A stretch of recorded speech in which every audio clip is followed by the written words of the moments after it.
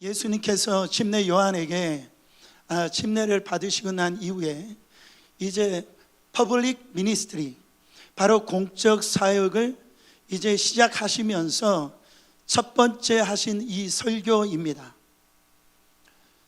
그러니까 예를 들어서 후임 목사가 교회를 이제 청빙을 봐서 와서 이제 이 교회를 목회를 어떻게 하겠습니다. 어떤 이 플랜을 가지고 내가 사역하겠습니다. 그거를 이렇게 성도들에게 알려주잖아요. 지금 예수님께서 그 목회 플랜, 사역의 이 플랜을 말씀하시는 거예요. 바로 그것이 뭐냐면 그 은혜의 해를 내가 이제 회복시키고, 바로 그 은혜의 해가 임하면 어떤 일이 일어나냐면 바로 포로된 자가 자유케 되어지고, 눈먼 자가 다시 보게 되어지고, 눌린 자가 회복되어지는 이런 사역들을 내가 이제 그런 공생의 사역을 하겠다라고 얘기합니다. 여러분, 여기에서 주의 은혜해라고 그랬어요. The year of Lord's favor라고 그랬어요. 그러니까 그 날짜를 얘기하는 걸 볼 수가 있습니다. 이것을 뭐라고 얘기하냐? 희년이라고 얘기를 합니다. 희년이라고 하는 말은 주빌리라고 얘기를 하는데 기쁨을 의미하잖아요. 근데 여기서 말하는 기쁨은 바로 이 완전하고 완벽한 그 기쁨, 그것이 회복되어지는 것이 주님의 은혜의 해라는 거예요. 여러분, 하나님께서 우리를 만드셨을 때 완전한 기쁨 안에, 완전한 그 완벽한 기쁨 안에 에덴에서 우리를 만드셨어요. 그러나 그 에덴이 망가지게 되어졌습니다. 죄로 말미암아 우리 완벽하게 망가져서 그것이 우리 안에 진정한 기쁨이 이제 사라지게 되어졌다라는 거죠. 근데 지금 예수님께서 오셔가지고 그 잃어버렸던 그 기쁨, 그거를, 그 평강을, 그 자유를 나는 회복시킬 거야. 주의 은혜를 나는 이제 회복시킬 거야 말씀하시는 거예요. 그러면서 이 부분을 재밌게 말씀하시는데 21절에 보면은 바로 이에 예수께서 저희에게 말씀하시되 이 글이 오늘날 너희 귀에 응하게 되었다 말씀하세요. 응하게 되었다라는 건 뭐예요? 성취되어졌다라는 거죠. 그때 예수님이 지금 회당에 들어가셨는데, 회당에 들어갔을 때 누군가가 그 이사야 말씀의 두루마기를 가져다 줍니다. 지금처럼 이렇게 66권이 이렇게 되어져 있는 성경책이 아니었죠. 그 당시에는 이 구약 성경이 이 두루마기로 되어져 있는데 이사야서를 갖다 주는데, 그때 예수님이 바로 이사야서 61장 1절 2절 말씀을 거기에서 읽으시는 거예요. 한번 읽어보세요. 주 여호와이시니 내게 임하셨으니 이는 여호와께서 내게 기름을 부으사 가난한 자에게 아름다운 소식을 전하게 하려 하심이라. 나를 보내사 마음이 상한 자를 고치며 포로된 자에게 자유를, 갇힌 자에게 노임을 전파하며 여호와의 은혜와 우리 하나님의 신원의 날을 전파하여 모든 슬픈 자를 위로하되. 이게 이사야 선지자가 바로 메시아를 예언한 말씀이거든요. 이사야는 예수님 오시기 전에 BC 700년 전에 사역했던 선지자입니다. 그때 여호와의 그 신이 임하면, 여호와의 신이 뭐예요? 성령이 임하시면은 이런 놀라운 일이 일어난다라는 거예요. 그것을, 이런 일들이 벌어질 것인데 바로 그것을 내가 성취했다라는 거죠. 여러분, 희년이 뭡니까? 희년을 가장 한 단어로 얘기하면은 회복을 의미합니다. 회복을. 바로 여러분, 우리 안에 이 희년을 참 우리가 얘기를 할 때 바로 이걸 알 수가 있죠. 우리가 6일 동안 일하고 난 다음에 7일째 될 때 우리가 안식일을 지키잖아요. 그건 뭐예요? 우리가 주님 앞에 나와서 지금 예배 드리는 거 회복시키는 거예요.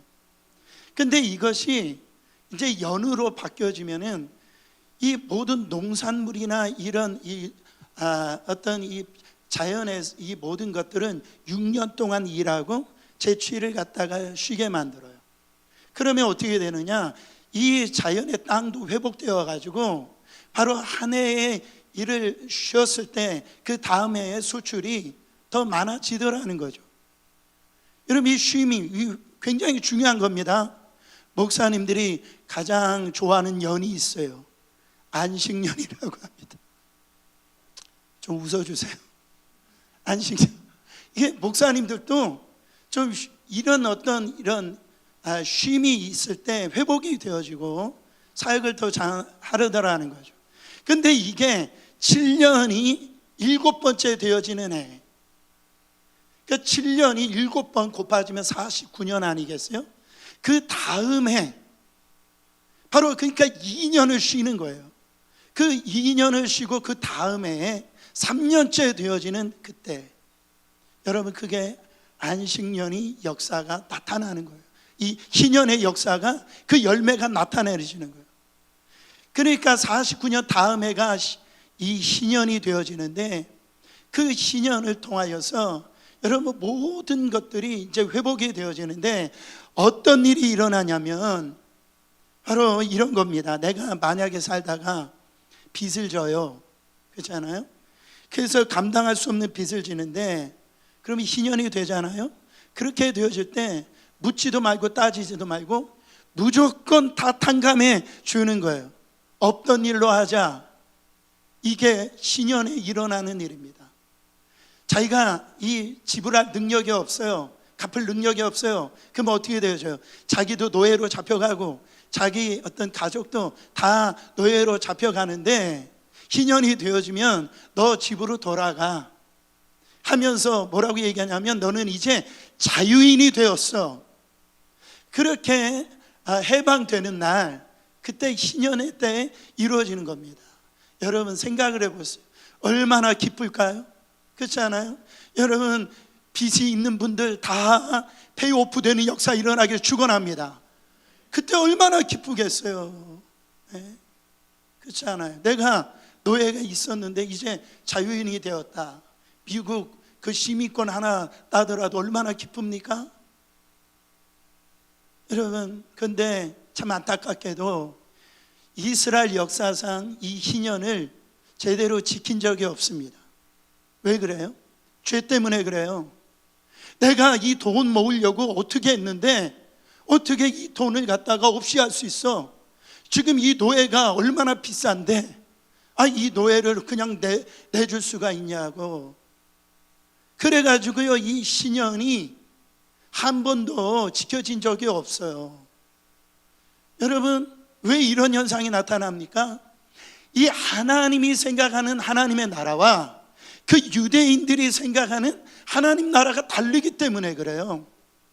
유대인들은 지금 그들은 평생 보면은 아수르나 이 바벨론이나 페르시아나 알렉산더나 이 로마 이 통치 가운데 있어서 희년이 되어진다는 게 뭡니까? 그 압제에서 해방되어지고 자기 나라가 부강해지는 것, 마치 다윗 왕 때에 이 세상 나라가 이 이스라엘 백성들을 건드리질 못했어요. 모든 것이 좋아졌다면, 그러면 이 나라가 잘 되는 거, 그거를 희년으로 생각하겠어요. 근데 우리 주님이 생각하는 희년은 그런 게 아니다라네. 하나님 나라의 그 기쁨, 그 평강, 그 자유가 회복되어지는 거, 주님의 은혜의 해가 회복되어지는 거, 그게 희년이라니까. 여러분, 이게 맞지가 않는 거죠. 사랑하는 성도 여러분, 그 희년이 어떻게 이루어집니까? 바로 우리에게 그 영원한 기쁨과 영원한 평강과 그 자유는요, 성령이 임하셔야 돼요. 성령이 임하셔야지 우리 안에 진정한 기쁨과 평강이 유지될 수가 있다라는. 여러분, 세상에서도 기쁨이 있어요, 없어요? 기쁨이 있죠. 육신적인 것을 가지면 기뻐요. 예를 들어서 이 차를 샀다라고 보세요. 여러분, 차를 살 때 기쁘세요, 안 기쁘세요? 기쁘잖아요. 그래서 거라지 가가지고 또 보기도 하고, 뭐 이 차에 뭔가 안 묻었나 또 닦기도 하고. 왜요? 좋아서, 기뻐가지고. 여러분, 집을 사면은 기쁘세요, 안 기쁘세요? 집을 사 봐셨어야 이게 느낌이 나는데, 제가 어느 집에 신방을 갔더니 이분이요, 너무 집 산 거가 너무 기뻐, 이미 누워가지고요. 집을 샀으니까. 그래서 신방 다 끝나고 나가는데 막 거기 집에 있는 기둥 하나 붙들고요, 이게 우리 집이에요 목사님, 우리 집이에요, 막 펑펑 우시면서 너무 좋아가지고, 저도 같이 그래 집사님 집이에요 이렇게 얘기해주고 제가 축하를 해줬는데, 여러분 너무너무 좋잖아요. 근데 여러분, 그 차를 한번 생각해 보세요. 그 기쁨 오래 갑니까? 옆집을 보니까 내 차보다 더 좁지 않아. 기쁨이 사라지는 거예요. 안타깝게도 뭐예요? 1년 2년 지나가면 새 차가 나온다는 현실이에요. 그러니까 그거하고 비교해 보면, 여러분 보세요, 우리의 어떤 기쁨은 일시적이고 잠깐의 그 기쁨이라는 거죠. 그렇잖아요? 근데 우리는 자꾸 어떤 조건이 바뀌어야, 환경이 바뀌어야 우리는 기쁨이 있고 그 만족이 있다라고 생각하는 거예요. 그러나 성경은 그렇지 않다라는 거예요. 바로 하나님의 나라, 그 은혜의 해가 바로 오면은 그 기쁨과 평강과 자유가 오는데, 뭐가 임해야 되느냐? 성령이 임해야 된다라는 거예요. 성령이 임해야지. 환경이 바뀌어도, 상황이 바뀌어도, 여러분 마치 사도 바울이 빌립보 감옥에 잡혀도 여러분 나는 족하다라는 거예요. 예수 그리스도 안에 있으니까 그 기쁨을 빼앗을 수가 없다라는 거죠. 여러분, 성령이 임하시면 어떤 일이 일어납니까? 여러분, 복음이 전파되어지게 되어집니다. 복음이 뭐예요? 바로 기쁜 소식의 굿뉴스예요. 가스펠이라고. 그러니까 기쁜 소식이 뭡니까? 내가 지금 불치병에 걸렸는데, 내가 암에 걸렸는데 암이 흔적도 없이 사라졌어. 기쁘죠. 할렐루야. 그래서 우리 자녀가 대학을 갈 수가 없는 처지였는데 대학에 붙었어요. 너무나 기쁘지 않아요? 여러분, 근데 지금까지 말씀을 드린 기쁜 소식은 우리가 얘기한 거 다 조건적이라는 거예요. 시간이 지나면 없어질 거예요. 변질될 거예요. 사라질 거라는 거예요. 근데 영원한 복음은 뭡니까? 우리가 영원한 나라, 그 천국에 들어가는 거예요. 그리고 난 다음에 그 복음은 뭐예요? 바로 천국을 누리면서 사는 거예요. 바로 예수 그리스도가 오늘도 살아계셔서 내 안에 성령으로 임하셔서 그 주님과 동행함으로 그 임마누엘, 하나님과 함께 그분이 주시는 기쁨과 능력과 그 평강을 내 안에 계신 성령으로 누리며 사는 게 복음이에요. 복음은 예수 믿고 천국 가는 것만 복음으로 끝나는 게 아니에요. 우리의 삶 속에서 여러분, 이 복음을 누리게 만드는 것이 그 주님의 은혜 안에서 성취되어지는 주빌리라는 거예요. 여러분, 심령이 가난한 자가 그래서 여러분 복을 받는다라고 말씀하고, 이 복음이 누구에게 임한다라고 그랬어요? 가난한 자들에게 이 복음이 전파되게 하리라. 여러분, 여기서 예수님이 말씀하시는 이 가난함은 물질과 상관이 없다라는 것을 말씀하고 계시죠. 심령이 가난한 자는 천국이 저희 것이며, 그러니까요 여러분, 이 메시아가 우리 가운데 오시면 어떤 육신적인 배고픔보다, 그러니까 영적인 이 갈급함을 채워주시기 원하셨다. 그러니까 이 가난한 사람 누구예요? 그러니까 육신적인 것보다 그 영적인 이런 심령을 의미합니다. 갈급함을 의미해요. 목마름을 의미한다라는, 애통하는 자를 의미한다라는 거예요. 그런 자에게 바로 복을 주시겠다라고 말씀하고 있어요. 왜 심령이 가난한 사람이 복을 받아요? 오늘 이사야서 66장 2절 뒷부분에 보니까 심령이 가난한 자에게 하나님이 이렇게 하시기 때문에 그래요. 무릇 마음이 가난하고 심령에 통회하며 나의 말을 인하여 떠드는 자, 그 사람은 내가 권고하려니와, 권고라고 하는 것은 보호하려니와. 여러분, 우리 하나님께서, 주님께서 나를 보호하시고 지킨다라고 한다면 어떤 악한 것들이, 마귀가 우리 머리털 하나라도 상할 수 있게 할 자가 누가 있어요? 하나님이 보호하시는데요. 그러니까 그런 가난한 심령, 애통하는 심령으로, 주여 나 하나님 없으면 안 됩니다, 하나님의 은혜가 없으면 나는 살 수가 없습니다, 그런 자들에게 주님이 이렇게 지켜주신다라는 거예요. 여러분, 다 그런 마음 가지고 결혼하셨잖아요. 그렇지 않습니까? 나 저 남자 없으면 난 못 살겠어, 저 여자보다 더 나은 사람이 없어서 결혼하신 거 아닙니까? 저는 그래서 결혼했어요. 여러분, 그런 가난함이 있죠. 그 목마른 애통하는 심령 안에 있을 때 결혼에 꼴이 나게 되어지고, 여러분 정말로 하나님의 은혜를 입게 되어진다라고 오늘 말씀하고 있다라는 거죠. 여러분, 그렇게 심령이 가난한 사람에게 이 복음이 전해지니까 어떤 일이 일어나느냐라는 거죠. 이것이 오늘 우리에게 회복되어지기를 축원합니다. 그게 세 가지 역사가 일어나는 거예요. 포로된 자가 자유케 되어지고, 눈이 멀었던 자가 다시 눈이 띄어지게 되어지고, 눌린 자가요 다 풀어지고 회복되어지는 역사가 일어난다라는 거죠. 그게 주의 은혜에, 그 안에 이루어지는 놀라운 축복이라는 겁니다. 첫 번째, 뭐가 회복되어진다고요?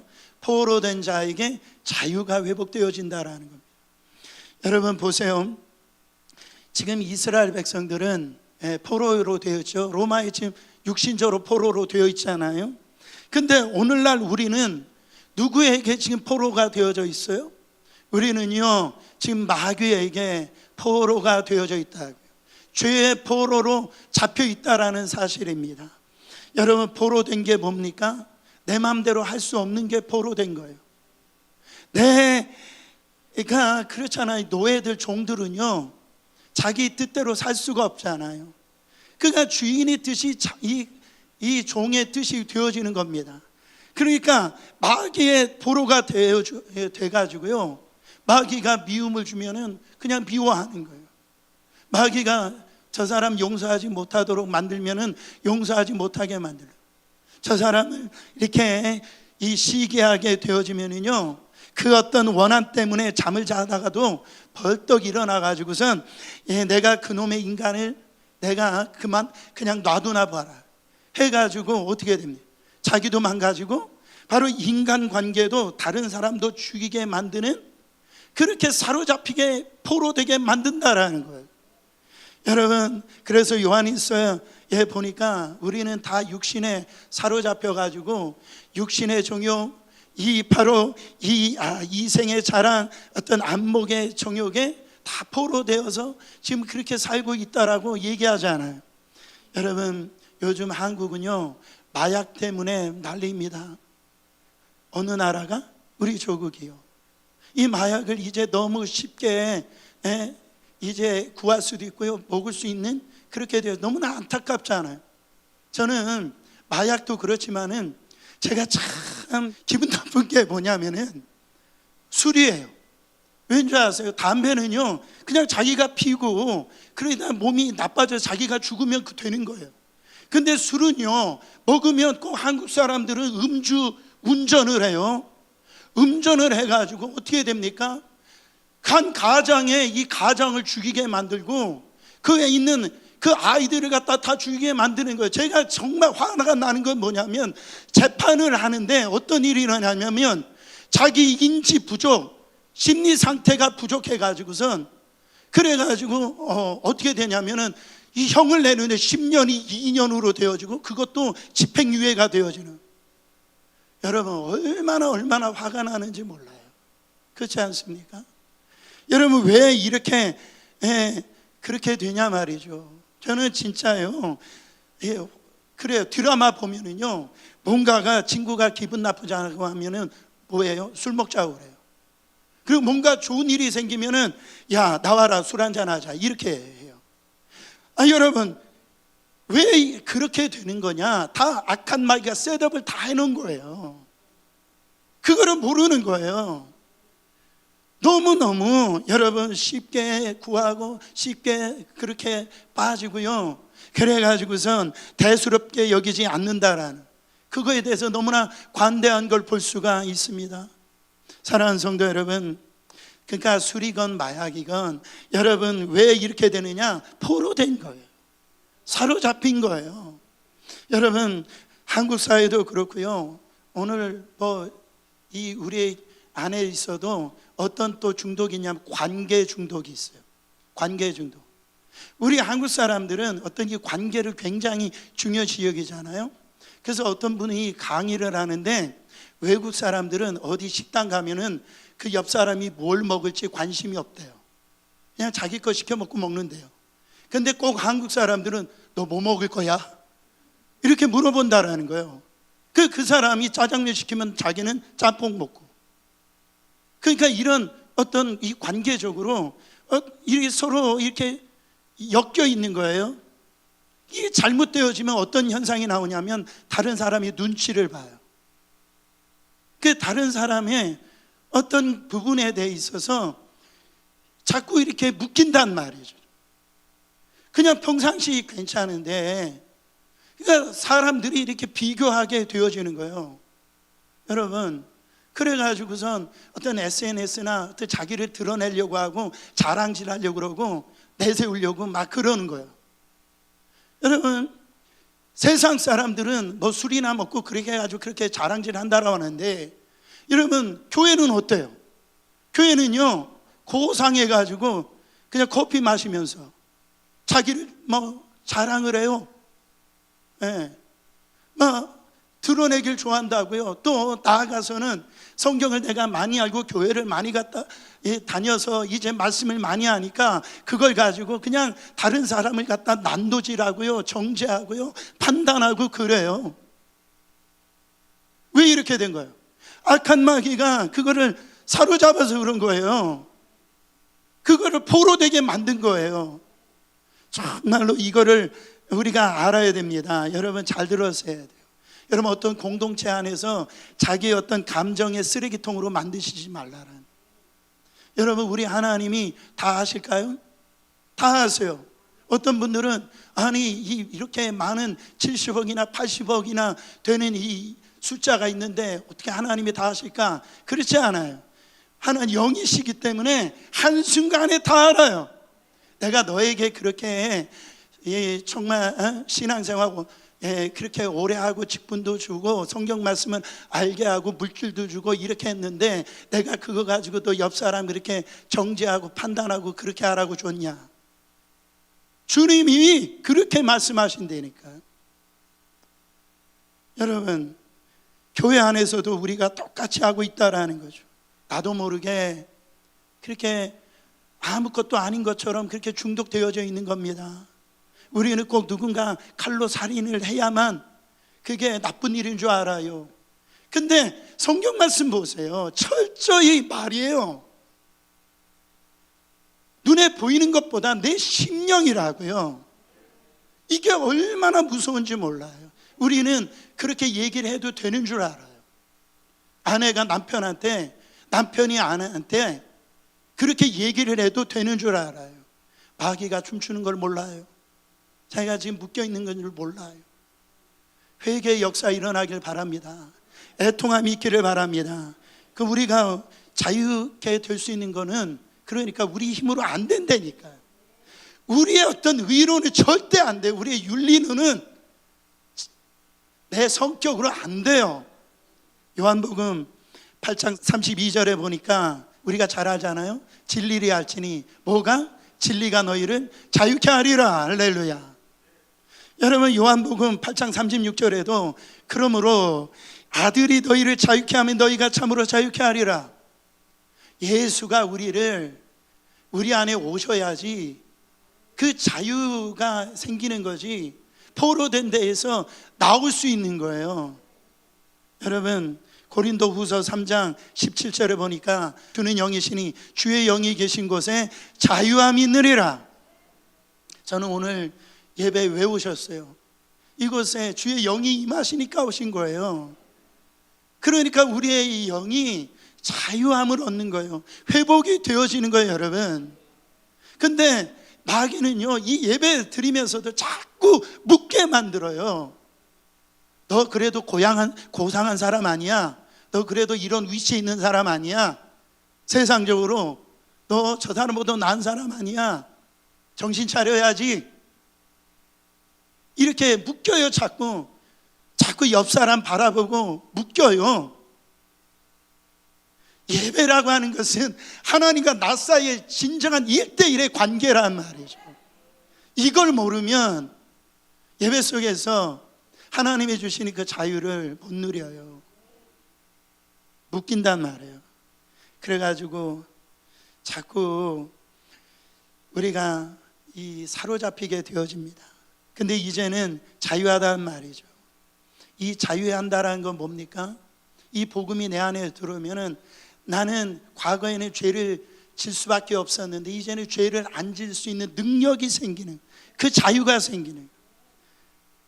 과거에는 마귀가 나를 이런 것으로 유혹을 하면은 내가 그 유혹에 넘어갈 수밖에 없었는데 이제는 그걸 이길 수 있는 자유가 생긴 거예요. 이제는 악한 마귀가 이 어둠을 갖다 주고 이렇게 막 이 마음에, 이 감정에 그렇게 어떤 아픔을 갖다 주면 그 속에서 내가 헤어나오지 못했는데 이제는 예수 이름으로 떠나갈지어다 선포할 수 있는 자유가 생긴 거예요. 주의 영이 임하면 이런 모든 이 포로된 것들을 자유하게 되어진다라.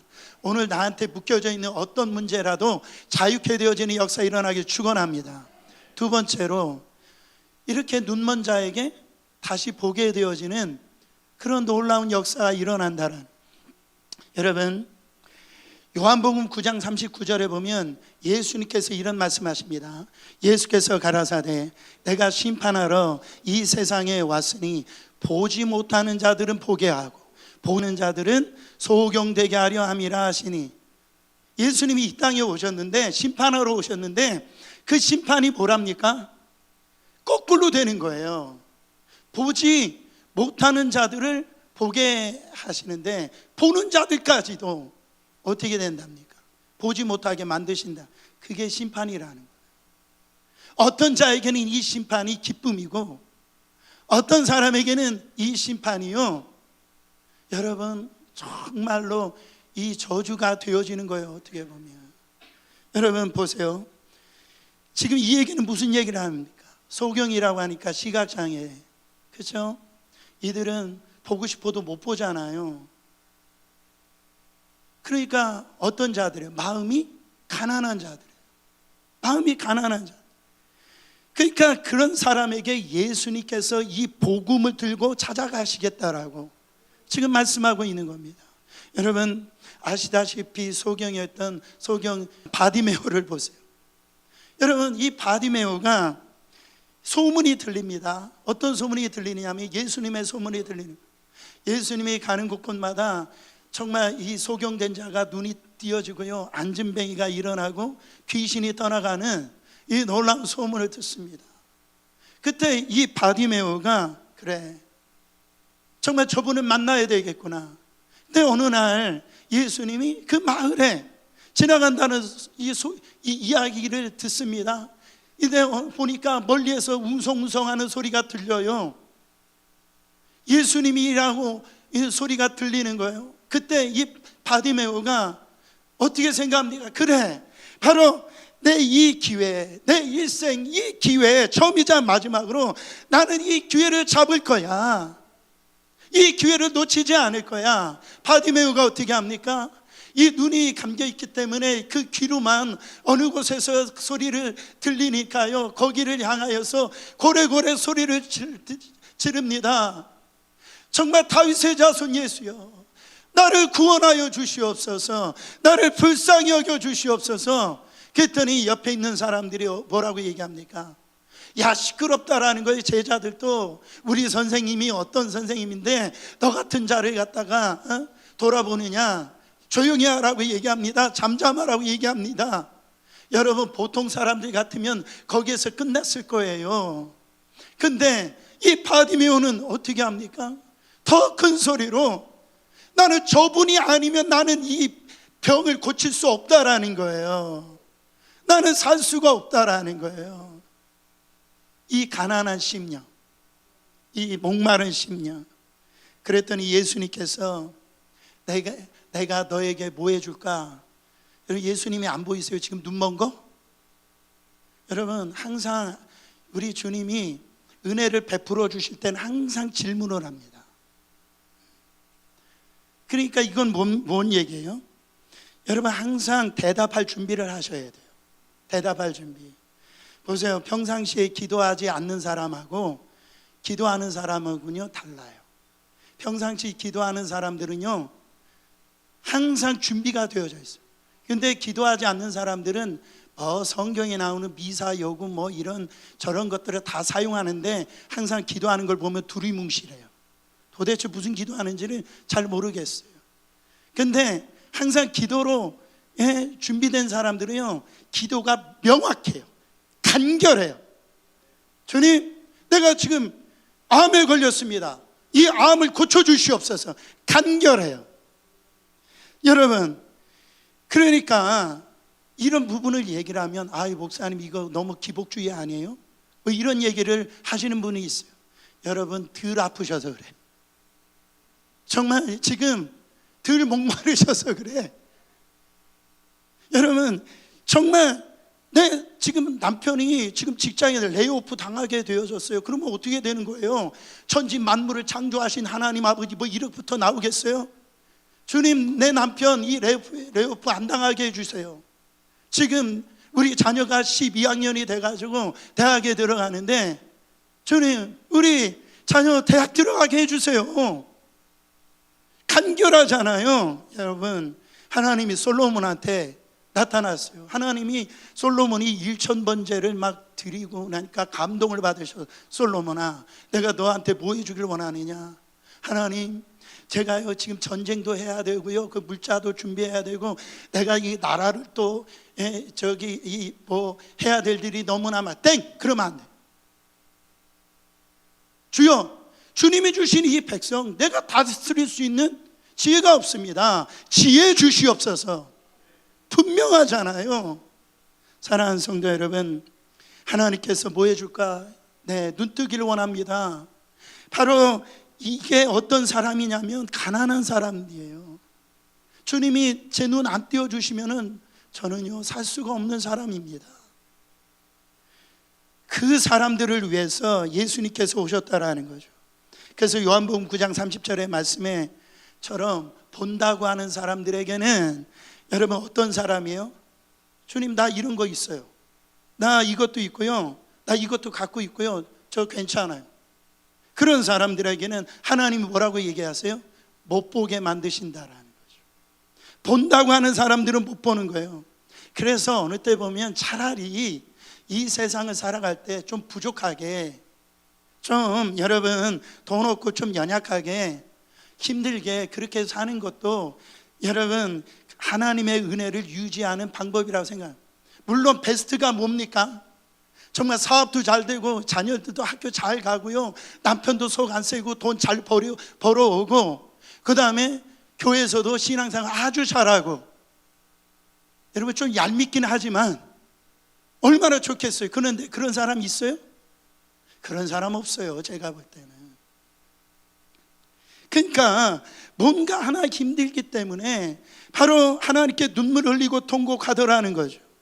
사무엘상 1장에 이렇게 보면 한나가 나오잖아요.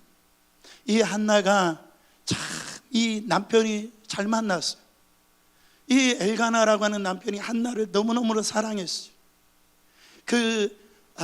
이 먹을 것도 2배로 주고요, 뭐라고 얘기하냐면 그 열아들보다 당신 하나만 있으면 좋겠다, 충분하다, 이렇게 얘기하는 남자 만나기 쉬워요, 어려워요?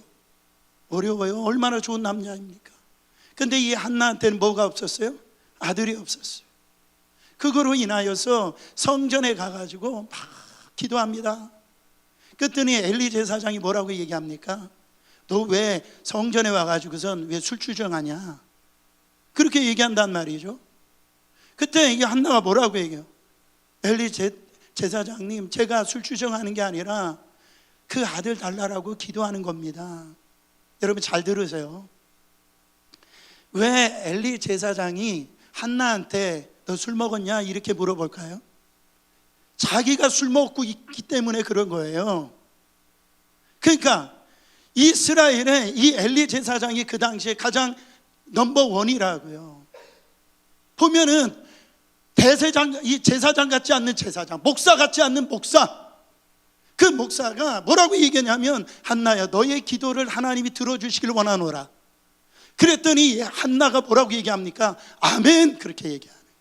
그 뒤로 수심이 사라지고 돌아가는 걸 볼 수가 있습니다. 사랑하는 성도 여러분, 이게 가난한 마음이에요. 여러분, 그런 사람을 통해서 누가 태어났어요? 이스라엘 역사상 가장 위대한 사무엘 선지자가 태어나더라는 거죠. 여러분, 오늘 가난한 심령으로, 애통하는 심령으로 하나님의 은혜를 사모하느냐, 이게 관건이라고. 아이, 목사님이 설교를 잘하셔야죠. 뭐 이렇게 얘기하는 분들이 있는데, 여러분 은혜 받으려고 하면 이런 저런 게 아니더라고요. 베드로가 언제 은혜를 받았어요? 베드로가요, 그 닭이 한번 우니까 거기서 은혜 받더라고요. 다른 것에서 은혜 받지 않더라고요. 그러니까 은혜 받는 사람들을 보면 그런 거 하나를 통해서도 은혜를 받는 거예요. 가난한 심령이 되니까, 목마른 심령이 되니까. 바울도 그랬잖아요. 바울의 스펙은요, 세상 사람들한테 정말 비교 안 되는 스펙이었어요. 그렇지 않습니까? 바리새인 중에 바리새인이었고 히브리인 중에 히브리였고, 그리고 그 당시에 로마 시민권을 달려면 돈 가지고 딸 때인데 태어날 때부터 그가 로마 시민권을 받은 자예요.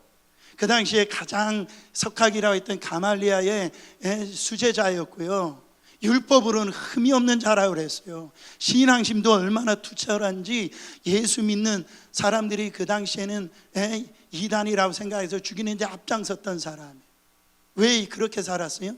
눈이 멀어가지고, 눈이 안 보여가지고요.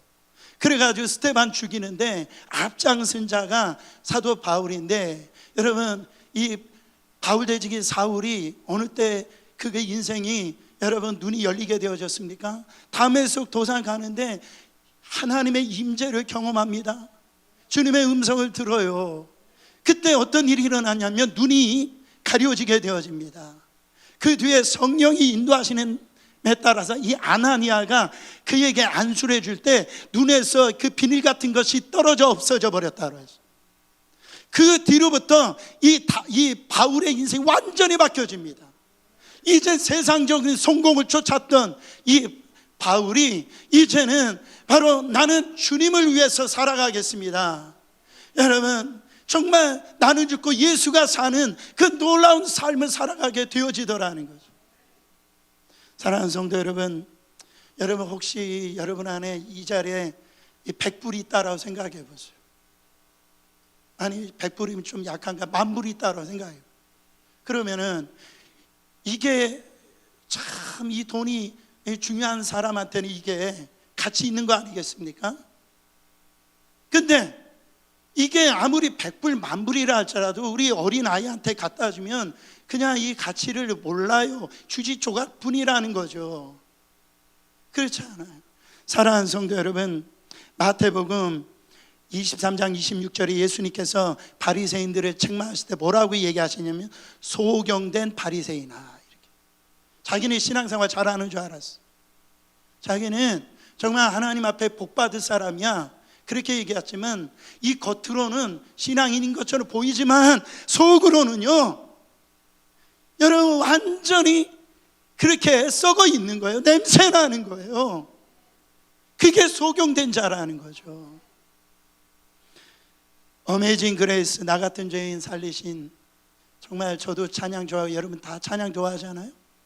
거기에 그 1절 뒷부분에 보면 잃었던 생명 찾았고 광명을 얻었네. 여러분 이게 영어로 보면은 I was blind, but now I see. 자, 뉴턴이 뭡니까? 노예상이었어요. 노예상인. 그러니까요, 노예를 팔던 그 악바리 중에 악바리였다라는 거예요. 사람이 아니었죠. 근데 그가 하나님을, 주님을 만나고 나니까요, 내가 과거에 눈 멀어가지고 내가 그런 짓 했다라는 거예요. 그렇게 살았다라는 거예요. 근데 이제 주님 만나고 눈을 떠보니까 나는 이제는 그렇게 살 수가 없다라는 거죠. 나는 복음을 위해서 내 가지고 있는 거 다 드리면서 살겠다라고 찬양하잖아요. 고백하잖아요. 여러분, 주님의 은혜가, 이 주빌리가 임하면은 우리 안에 있잖아요, 이런 보지 못했던 우리의 눈이, 영적인 눈이 열리게 되어지는 거예요. 마지막으로 세 번째, 눌린 자를 자유케 한다라고 말씀하고 있어요. 여러분, 이사야서 61장의 말씀에 보면은 그 61장에는 이 눌린 자를 자유케 한다는 말씀이 없어요. 그러니까 이거는 예수님께서 바로 첨가시킨 겁니다. 여러분, 지금 뭔가 다 눌리고 살아 있어요. 죄에 눌리고, 어둠에 눌리고요, 두려움에 눌리고, 질병에 눌리고, 가난에 눌리고요. 그렇게 자유롭지 않게 살아가고 있는 그 인생들을 자유케 하시겠다라고 지금 말씀하고 있어요. 여러분, 마귀가 하는 일이 뭡니까? 도둑질하고 빼앗고 멸망케 하고, 그래서 죽이게 하는 거를 만든 거예요. 그래서 우리가 갖고 있는 기쁨, 우리가 가지고 있는 그런 평강, 건강을 다 도둑질해 간다란 말이죠. 눌리게 만든다라는 거예요. 그런데 주님께서 찾아오셔서 이거를 자유케 하신다고 말씀하고 있다라는 거죠. 여러분, 히브리서에 보면 사람이 죽는 것을 무서함으로 일평생 배어 종노릇한다라고 그랬어요. 죽는 게 두려운 거예요. 왜? 죽으면 지옥 가니까. 지옥 가니까, 소망이 없으니까. 근데 이제 성령이 내 안에 오시면, 그 말씀 씨앗이 내 안에 들어오면 뭐가 생겨요? 바로 믿음의 눈이 열리고 나니까 나는 이제 죽으면 천국 간다, 살면 미국이다, 이게 막 믿어지는 거예요. 그래가지고 하나님이 주신 그 복을 누리게 되어지고, 여러분, 이제는 이 영적인 실력자가 되어서 그 눌림에서 자유케 되어지는 놀라운 주도적인 하나님의 사람들이 되더라는 것이죠. 결론은 그렇습니다. 여러분, 오늘 이 하나님의 은혜에 주빌리를 경험한 자는 누구냐? 마음이 가난한 자예요. 마음이 가난한 자입니다. 사랑하는 성도 여러분, 가난한 사람들이 누굽니까? 그 당시는 이방인들이었어요. 지옥의 땔감이라고 얘기 들었던 이방인들이었다. 저희들은 아닙니까? 저희들은 아니에요. 오늘 주님이 주신 그 은혜가 선포합니다. 저는 여러분들의 묻고 있던 거, 포로되게 만들었던 거, 눈먼게 만들었던 거, 여러분들을 누르게 만드는 거, 거기에서 이제 희년의 날을 선포합니다. 거기에서 사로잡히지 마세요. 거기에서 그냥 장님 상태로 그냥 마귀가 이끌린 대로 살아가지 마세요. 마귀가 눌리는 대로, 그냥 눌림 대로 살아가지 마세요. 여러분 안에 그러려면 누가 오셔야 됩니까? 성령이 오셔야 돼요.